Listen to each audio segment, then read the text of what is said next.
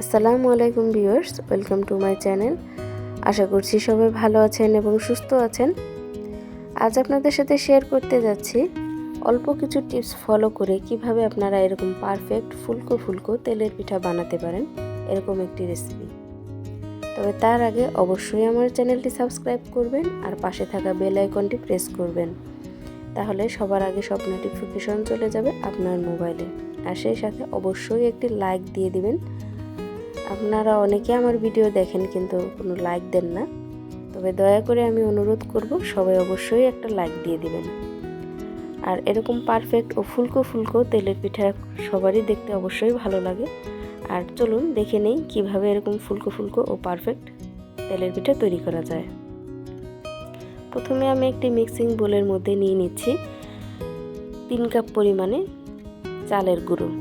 এখানে আমি শুকনো চালের গুঁড়ো ব্যবহার করেছি, আপনারা চাইলে ফ্রিজে রাখা যে চালের গুঁড়ো সেটাও ব্যবহার করতে পারেন। এবং সেই সাথে নিয়ে নিচ্ছি 1/2 কাপ পরিমাণে নারকেল কোড়া। নারকেল কোড়াটা আপনারা চাইলে স্কিপ করতে পারেন, কিন্তু দিলে খেতে খুব ভালো লাগে। সেই সাথে দিয়ে দিয়েছি 1 চা চামচ পরিমাণে লবণ। আর এখানে আমি কুসুম কুসুম গরমের চেয়ে একটু বেশি গরম পানিটা ব্যবহার করব, যেন আপনি একটা আঙ্গুল চুবালে কিছুক্ষণ রাখতে পারেন, এরকম গরম পানি এখানে ইউজ করব। আর অবশ্যই এটাকে হাত দিয়ে এভাবে মেখে মেখে নিতেবেন। আর যত ভালো করে হাত দিয়ে মথে নেবেন পিঠাটা আপনার ততটাই সফট হবে আর ততটাই ফুলকো হবে। আমি একেবারে বেশি করে দেব না, একটু একটু করে দেব, এরকম হাত দিয়ে মেখে নেব। আপনারা চাইলে ডিম ফেটানোর জন্য যে হুইস্ক আমরা ব্যবহার করি সেটাও ব্যবহার করতে পারেন, তবে আমার কাছে মনে হয় এভাবে হাত দিয়ে এটা মেখে নিলে পারফেক্ট হয়।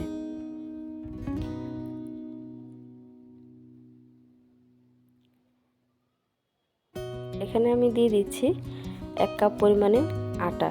আপনারা চাইলে ময়দা ইউজ করতে পারেন, কিন্তু আমি এখানে গমের আটাটাই ইউজ করেছি। আর এটাকেও ভালো করে হাত দিয়ে মেখে নেব। গমের আটাটা এখানে ইউজ করার কারণ হচ্ছে পিঠাটা খুবই সফট এবং নরম হবে। আপনারা চাইলে এটা ব্যবহার নাও করতে পারেন, তবে এটা একটা টিপস আপনাদের জন্য পিঠাটা নরম এবং ফুলকো করার জন্য। গমের আটাটা দিলে পিঠাটা অনেক বেশি সফট থাকে আর অনেকক্ষণ পর্যন্ত এটা নরম থাকে। রাতে বানালে আপনারা সকালেও দেখবেন এটা এভাবেই নরম থাকছে, বেশি শক্ত হবে না। আর এখানে দিয়ে দিচ্ছি আমি চিনি। আমি এখানে প্রায় 1.5 কাপ পরিমাণে চিনি দিয়েছি। মিষ্টিটা আপনারা যে যার টেস্ট অনুযায়ী দিবেন। আমি খুব বেশি মিষ্টিও না আর একেবারে কমও না, মিডিয়াম যে মিষ্টিটা সেটাই দিয়েছি। এ কারণে আমি এখানে 1.5 কাপ পরিমাণে চিনি নিয়েছি, আর এটা আমার কাছে পারফেক্ট। চিনিটা দেওয়ার পরে আটাটা অনেকটা নরম হয়ে যাবে, কারণ চিনিগুলো গলার পরে ব্যাটারটা অনেকটাই নরম হয়ে যাবে। এ কারণে আগে বেশি পানি দেওয়া যাবে না, চিনিটা গলা পর্যন্ত অপেক্ষা করতে হবে, নয়তো এটা বেশি নরম হয়ে যাবে। এটাও আপনাদের জন্য আরেকটা টিপস। এখন এখানে আমি খুবই সামান্য পরিমাণে একটু পানি ইউজ করব ব্যাটারটার পরিমাণটা দেখার জন্য যে কীরকম কনসিস্টেন্সিতে এটা আসে। অবশ্যই এই টিপসগুলো ফলো করে আপনারা পিঠাটা বানাবেন, তাহলে আমার মতো আপনাদেরটাও পারফেক্ট হবে। আর খুব ভালো করে এটাকে হাত দিয়ে মেখে নিতে হবে। আপনি এটা যত বেশি এভাবে হাত দিয়ে মাখবেন ততটাই সফট হবে আর পারফেক্ট হবে। ব্যাটারটা কেমন হবে সেটা দেখে নিশ্চয়ই বুঝতে পারছেন। দেখুন পিঠাটা খুব সুন্দর একটি কনসিস্টেন্সিতে চলে এসেছে। আমি হাতটা ধুয়ে একটা চামচ নিয়ে নিয়েছি। আপনারা চাইলে সাধারণ চামচ দিয়ে করতে পারেন। এটা আমার বাড়িতে সবসময় যে ডাল বাড়ার জন্য ব্যবহার করা হয়, এরকম একটি চামচ নিয়েছি। চেষ্টা করবেন এরকম একটি চামচ নেওয়ার জন্য। আর ব্যাটারটা আমি দেখিয়ে দিয়েছি কেমন ঘনত্ব হবে। এখানে আমি একটি ফ্রাই প্যান বসিয়ে দিয়েছি চুলার উপর, এটা গরম করে নিয়েছি। তবে তেলটা ভালোভাবে গরম না হওয়া পর্যন্ত পিঠাটা দিবেন না, তাহলে পিঠাটা ভালোভাবে ফুলবে না। পারফেক্টভাবে গরম হওয়ার পরে এখানে পিঠার ব্যাটারটা দেবেন। আর যে যেরকম সাইজ পছন্দ করেন সেরকম সাইজ দিবেন। দেখতে পাচ্ছেন পিঠাটা একেবারে সুন্দর ও পারফেক্টভাবে ফুলে উঠেছে। এটাকে আমি এভাবে একটু ফুটো করে দেব। এভাবে ফুটো করে দেওয়ার কারণ একটাই, যেন ভেতরে কাঁচা না থাকে। এটা আপনাদের জন্য আরেকটা টিপস। আর এটা আমি উল্টে দেব। পিঠাটা ভাজা হয়ে গেলে এইভাবে আমি এটা তুলে নিতে পারবো।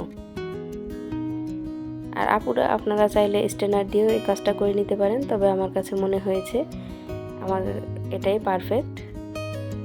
আপনাদের কাছে এটা নাও মনে হতে পারে।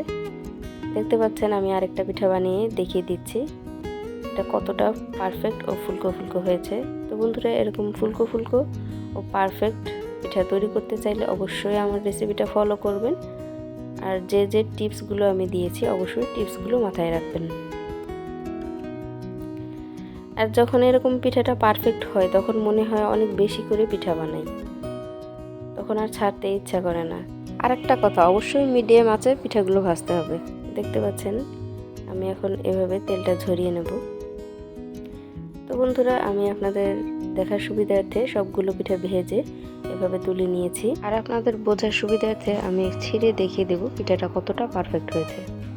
দেখুন কালারটাও কতটা পারফেক্ট হয়েছে। আপনারা চাইলে আরেকটু হালকা করতে পারেন, তবে আমার কাছে মনে হয়েছে এই কালারটা খুবই ভালো। আমি ছিঁড়ে দেখিয়ে দিচ্ছি এটা কতটা সফট হয়েছে।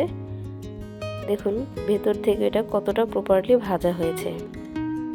তো বন্ধুরা, আমার রেসিপিটি যদি ভালো লাগে অবশ্যই কমেন্টস করবেন। কমেন্টস করতে ভুলবেন না, আপনারাও বাসায় ট্রাই করবেন। খুদা হাফেজ।